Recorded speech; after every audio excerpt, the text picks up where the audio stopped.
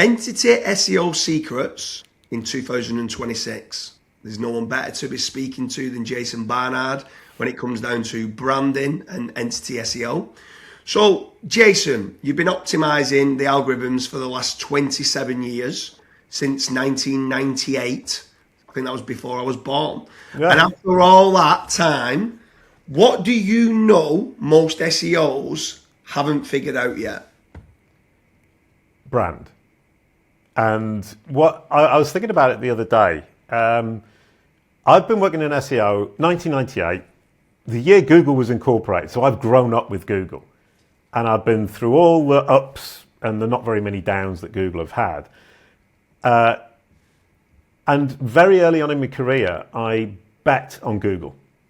There were loads of different engines like Excite or Magdalene or Hotbot was another one. There were dozens of them. And I ended up thinking, okay, I can't work on all of them because they all have different rules.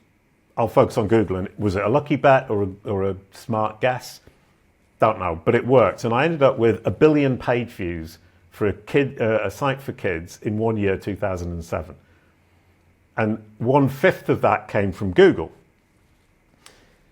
And why I'm saying that is because we got 800,000 from elsewhere. Because I built such a strong brand. It was a kids site with 2 characters, Boo-Wah and Koala. And we got immense amounts of traffic from people recommending us, from listicles, from schools, and from Google. And it was a really lovely flywheel. And what happened, even though Google wasn't smart at the time, there was a circle and a cycle that was self-elevating, if I may use an AI kind of word, elevating, which is a horrible word that I keep now using, where Google would send us traffic, that traffic would convert, they would stick around, they would recommend us, that sent us more traffic, and it just went up and up and up and up. And looking back, I'm thinking, actually, the whole thing was brand. Google kicked off our fame, but that 1 billion page views came from brand, and only 1/5 of it at the end of the day was from Google. Whereas at the beginning, 90% came from Google. I think that's a really big lesson.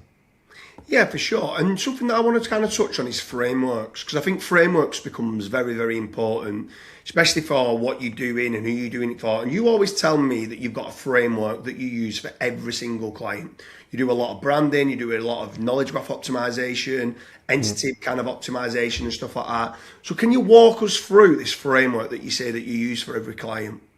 Yeah, and the framework is completely about brand. So it's called understandability, credibility, deliverability. I call it the CaliQube process. Understandability, does the machine understand who your brand is, who it serves, and indeed what you offer? Credibility, are you the most credible, authoritative offer in your market? In your market. Deliverability, does the machine have the understanding and the confidence in your credibility to deliver you to the subset of their users who are your audience? So the CaliQube process, understandability, credibility, deliverability. Understandability at the end of the day is the bottom of the funnel, branded search. People are about to convert. Credibility, middle of the funnel. People who are comparing you to the competition. Can you beat the competition by being seen and accepted as the most credible, authoritative, best solution to the problem the person is trying to solve? Deliverability at the top of the funnel. Does the machine introduce you to the conversation at the top of the funnel when the person hasn't started asking about brands or comparative brands? They're just researching the topic. So it's universal. I invented it in 2019. It finally crystallized. It was after a conversation with Gary Ilyash that I got the last piece to the puzzle, which was deliverability. I'd already got understandability, credibility, and I do everything in threes.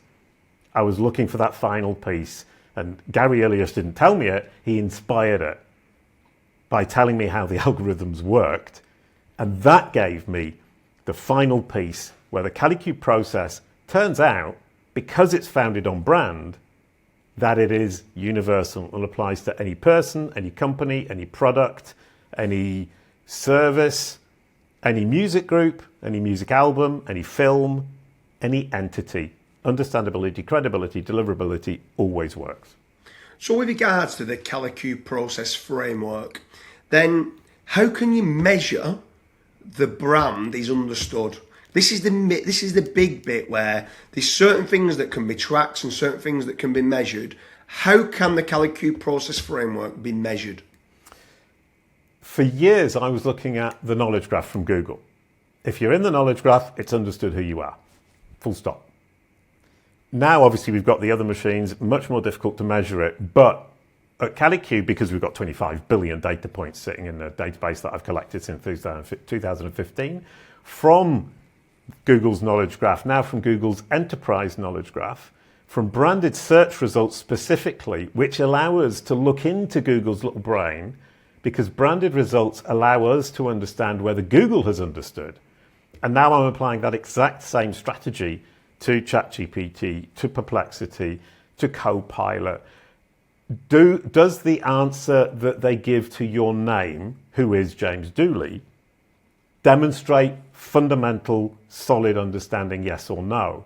And I'm not guessing, because I've got 10 years of data from Google to compare their brand SERPs and now their Gemini results to the AI resume, we call them now, the AI resume, the brand SERP in the AI era.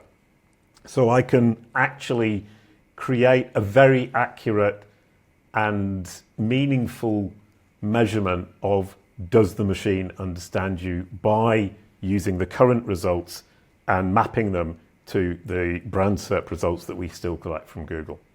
Yeah, but when we're talking about entities and branding, right, what's the difference between a brand or an entity being found and then a brand being recommended? Well, being found, somebody sees you. And I would argue, and there's a lot of talk today about citations in AI. And that's my big win. I've been cited by AI. And that's being seen in the AI, which is brilliant. So the person has asked a question of ChatGPT. ChatGPT has used one of your links within the citations that it's provided. That's a win. But it isn't recommending you. The recommendation is when the person says, when push comes to shove, who do you recommend? The answer has to be you. When I compare supplier A to supplier B, it has to pick supplier A, you, every single time. So being seen, in that particular instance, supplier B has been seen, discovered, but it's not being recommended. Yeah, that makes sense. So if someone's watching this now, what's one key takeaway that they can do tomorrow? What would that be? I always start at the bottom of the funnel with the brand. With, does it understand you? Does AI understand you? Does ChatGPT understand you?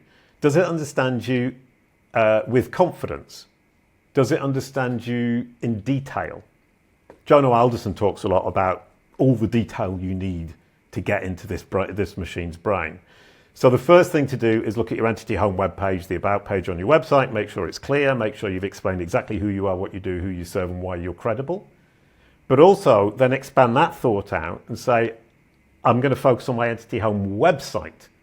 Every page of your website is an educational opportunity for you to push your brand story, your offers, your credibility into the brains of the machine. You need to optimize your website from top to bottom as an educational resource for the AI. And looking at it from the perspective of saying, I'm educating the AI with the aim that the AI will recommend me to the subset of its users who are my audience. So the AI is simply a conduit to the people I'm trying to reach. And when you're talking about these funnels, there's lots of different funnels like Ada and all the rest of it. But everything you seem to have like coined your own branded funnel with understandability, credibility, deliverability, UCD, then there's some that's CUD and stuff like that. Can you go through that funnel of UCD and CUD for credibility, understandability and deliverability? Yeah, it's funny you should mention the AIDA and other kind of marketing frameworks. I've been analysing that for the last couple of years now because I don't know all of these frameworks. So what I've done is sat down with ChatGPT I've got a ChatGPT AI assistant and a Google Gemini AI assistant, and I use them both. And I've asked them, how do they contradict or conflict with the CaliQube process? Understandability, credibility, deliverability, seeing that as bottom of the funnel, middle of the funnel, top of the funnel. And in every single case, from ChatGPT and from Gemini, it doesn't conflict. The CaliQube process adds value to each of these frameworks. So if you go to CaliQube.com, there's a whole set of articles that tell you how you can continue using those frameworks and add the CaliQube process as a beneficial addition to that process, to that framework. Yeah, for sure. So anyone who's watching this with regards to entity and branding SEO, there's a whole playlist that I'm doing with Jason. There's 10 different episodes. Make sure you check out the link in the description where we dig deeper into certain other topics all related to branding and entity SEO in 2026. Jason, it's been a pleasure. Thanks, James. Delightful.